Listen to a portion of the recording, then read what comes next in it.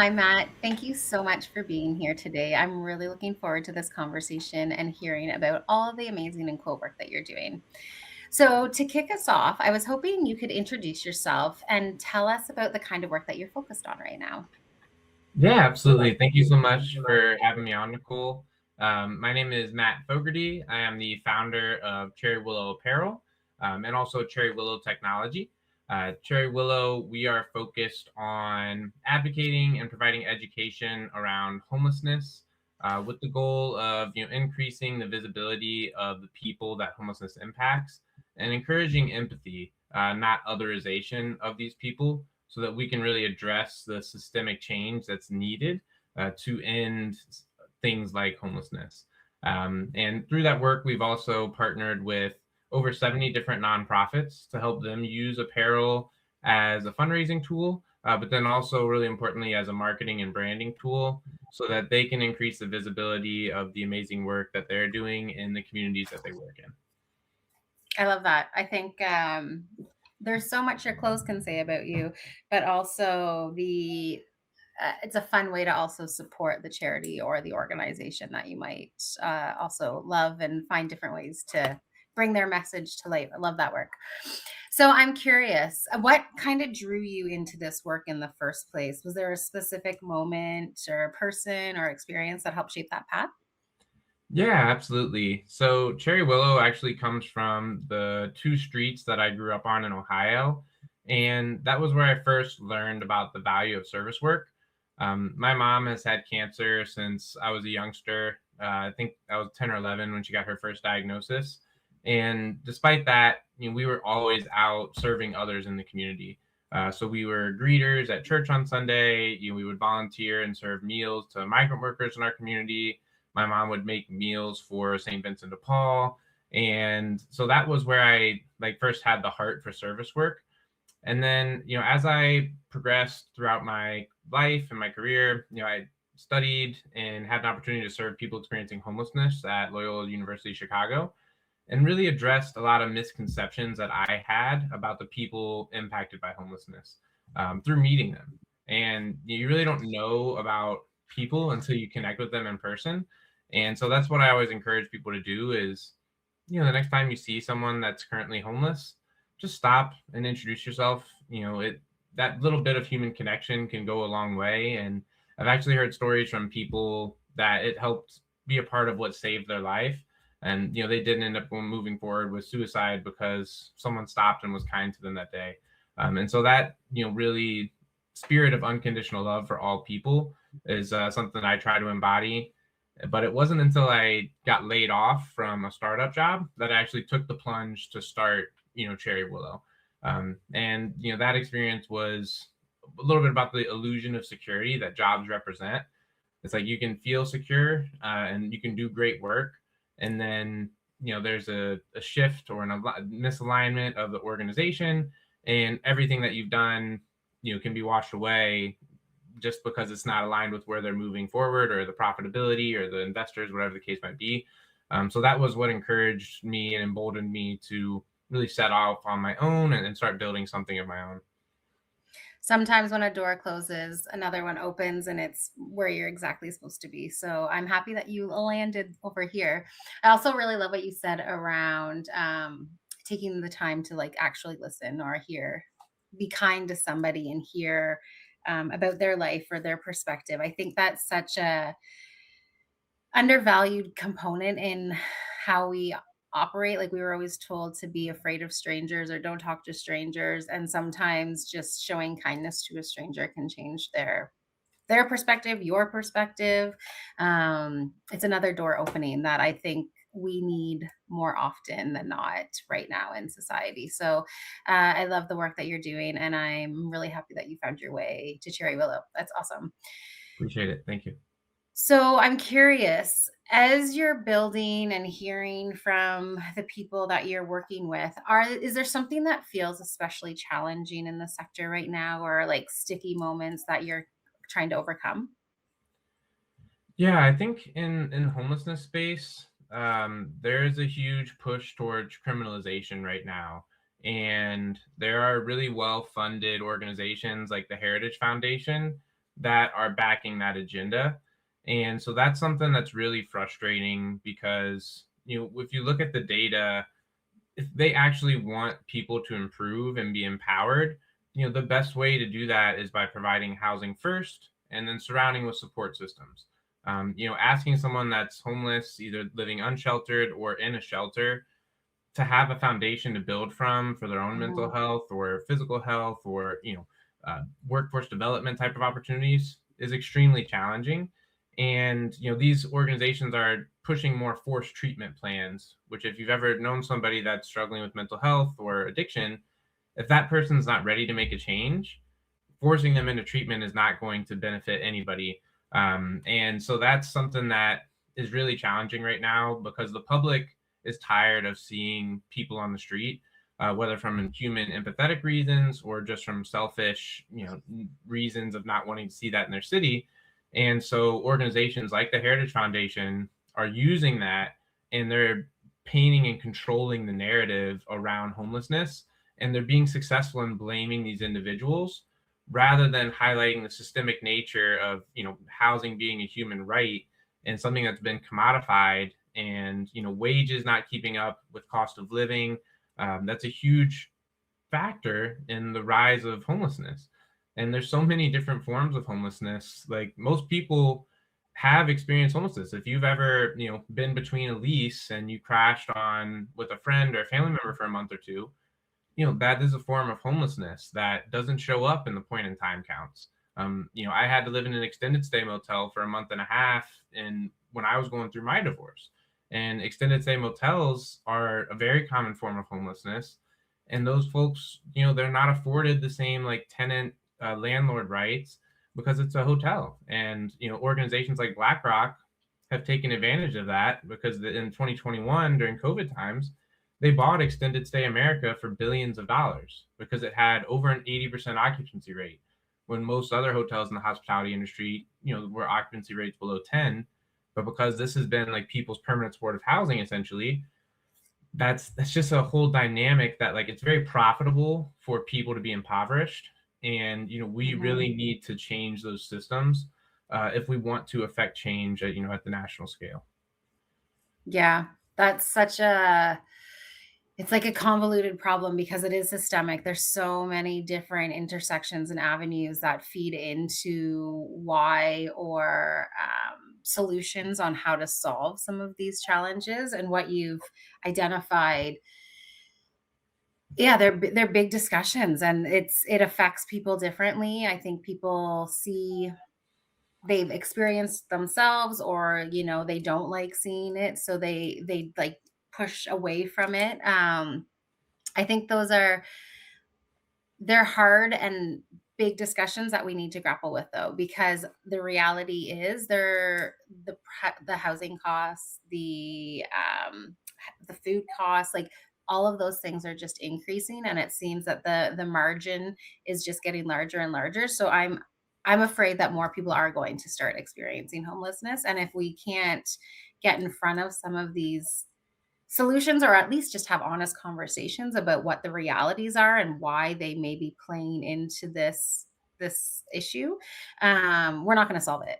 So I love that you're having these honest conversations, you're bringing them to the forefront. I think they're crucial if we're actually going to make any impact or change. So thank you for highlighting that issue for sure. I am curious. Obviously, like that's a big challenge to overcome, and something that you're focusing on the regular. What's bringing you energy or hope lately to help kind of combat that issue, or in general across the board? Yeah. So I mean, since I've been, focused on the nonprofit space the last few years, something that constantly provides energy for me is getting to connect with amazing people that are doing great work in their communities. So, like last week, we actually just got done with our second Pedal for Progress initiative, where I biked from Jacksonville down to Miami. And we connected with over a dozen different organizations, and getting to hear the stories of the founders who have created spaces and systems that, if those existed for them, that would not have led them to be in those situations. And so that's always really inspiring for me, is people that have endured difficulty, they've overcome tragedy, and they have poured themselves back into the people that are going through similar experiences.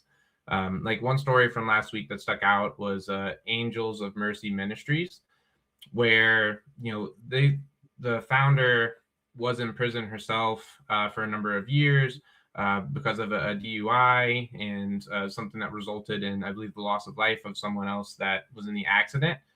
And she's been able to create a space now for women coming out of the prison system to have a safe place to build from again, to rebuild themselves, and to give a second chance. And so often our systems just throw people to the Mhm. wayside, or like one of our phrases at Cherry Willow is humanize, not otherize. And it's very easy to otherize people, like, oh, that's someone that's homeless, that could never be me, or oh, that's someone that committed a crime, like that would never be me. And really that's all of us. And so being able to help support people and create a safe space and an environment that you didn't have, like that's something I see time and time again when I connect with these nonprofit founders, is they are creating systems that would have helped them, and instead of Mhm. focusing on like what they didn't have, they've now taken that as an opportunity to create something really meaningful and impactful. And that work always fills me up, and it always energizes me and it inspires me to go out and do more. And that's really what the work at Cherry Willow is about, is to inspire anyone out there to take action in some way to support their community. So even if it's something like buying a piece of merchandise from a nonprofit, that helps provide them with some funding, but then it also gives them an advocate out in the community. And you can tell the story of that organization and why you care about the work that they're doing and why the work that they're doing is important. And the butterfly effect, you have no idea what that small action today manifests itself into as more people begin to act on that as well. And so those small actions do make a big difference. And I encourage you, if you're watching this, like you're thinking about getting involved, just follow along with some nonprofits that you're supportive of. Reach out to them, and say, hey, how could I help? And be open to whatever they say, and then just try to get yourself involved consistently. And I think that you'll feel really good, and more than likely you'll find people that you're really aligned with. And yeah, Mhm. I think it's the people in our communities that really help provide us energy, and the connections that we make are so valuable and so uplifting. 100%. Could not agree more. And I think getting involved with your local charities, local community, whatever that is so important to just open the door and create those natural opportunities to connect with folks. I'm curious, what do you think becomes possible when you have people connect honestly? So, why do spaces for connection and community matter in this work? Yeah, I think a lot of people, like, we consume content, right? So whether that's social media, whether it's movies, television, whatever the case might be. And when we're consuming that content, like it's mostly not authentic. It's people Mhm. that are putting on a production, people that are putting on a show. And even on social media, it's people projecting a version of themselves that they want to be viewed as. And so I think when you have the space for authenticity, and especially with AI, like it's so challenging now to know like what is real, what isn't real when it comes to online content. So I think that there's going to be a rise of in-person events, because you can't fake that type of authenticity. You can't simulate that interaction, virtually. And being able to connect with people, in a space and being safe to be authentic. Like I think a great example of that is AA. You look at like those groups, they come together and they tell, stories that oftentimes could have been very traumatic, but we start to realize and see that we're all very similar. We all have gone through really challenging situations. We've all experienced trauma in different forms or fashions throughout our lives. And we don't have to hide that. We don't have to Mhm. put on these masks and be what society tells us we can be. And once you start acting authentically, it's interesting who stays around and who kind of that vibrational shift in your identity. You may lose some folks, and you have to be okay with that, because if you were having to be someone that you're not in order for those connections to stay around, then most likely they weren't very healthy and they weren't serving you in the right way. And so that's something that I think, why making that space for community and connection, showing up authentically, is extremely important, and it's a very brave thing to do. And I think that's what nonprofits inspire a lot of folks to do, Mhm. because we've all struggled at times. It can be really challenging to ask for help.